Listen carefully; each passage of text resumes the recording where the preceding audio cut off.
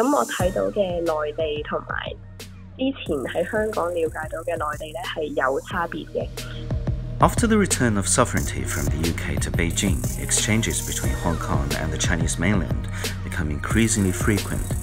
But fewer and fewer young Hong Kong people think they're Chinese, and biases against the mainland are deepening. According to a research on Hong Kong youths conducted by the New People's Party in 2018, 95% of the interviewees have visited the Chinese mainland. 85% of them can read simplified Chinese characters. Nearly 70% of them used or owned a WeChat account, but nearly 30% of them chose impossible when asked if the identity of Hong Kong people and that of the Chinese people can be compatible. Since June, the demonstrations in Hong Kong have spiraled out of control, with many young people called the Return Generation resorting to violence and even asking for Hong Kong independence. What happened to the identity recognition of Hong Kong youth? The colonial education under the British Hong Kong government and the colonial values prevailing over the past century have shaped the political and cultural identification of the Hong Kong people in a dangerous way. From January the 26th, 1841 to June the 30th, 1997, Hong Kong was colonized for 156 years before its return to China. The British Hong Kong government established curriculums according to British standards, with little mention about China and its people in local textbooks. Problems like relations between Hong Kong and the Chinese mainland were shunned. With regard to language, English was seen as a symbol for well-educated elites, while Cantonese became the dominant language in Hong Kong.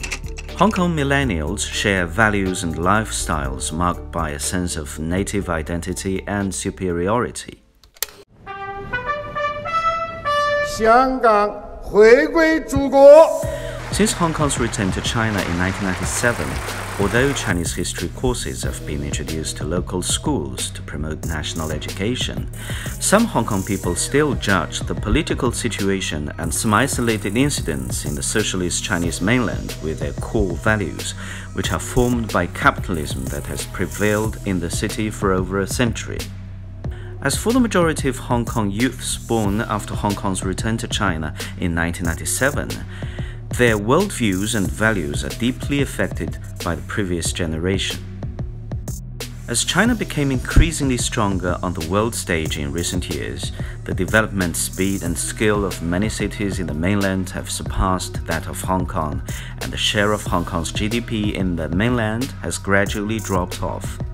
The roles of Hong Kong and the Chinese mainland have switched, but the mentality of Hong Kong people has not changed.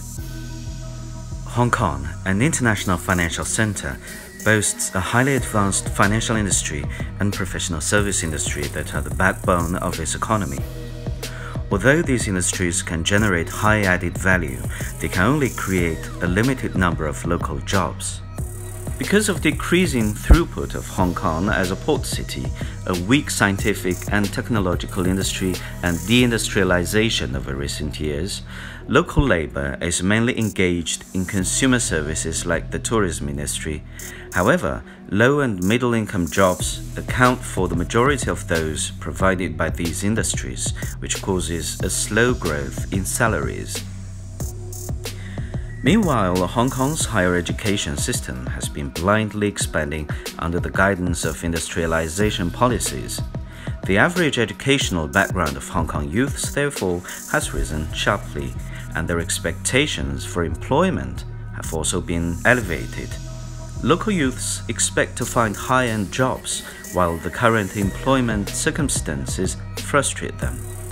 Additionally, due to the instigation of some Hong Kong politicians and unethical acts of some educational professionals, some Hong Kong youths vented their emotions through political activities. 我覺得香港嘅青年咧，佢哋冇真正咁去了解內地，好多時候都係人云亦云啦。佢哋可能冇親身體驗過內地嘅生活，佢哋冇客觀去分析啦，可能淨係單憑一兩件事就確立咗對內地嘅印象，咁就有少少以偏概全。Shenzhen, a neighboring city of Hong Kong, has recently become a strong force in global scientific and technological innovation. Once-in-a-lifetime opportunities for personal growth have cropped up in the city. With the introduction of the Outline Development Plan for the Guangdong, Hong Kong and Macau Greater Bay Area, the vast job market in the Chinese mainland has opened for all Hong Kong youths. Who can solve the dilemma of Hong Kong youths?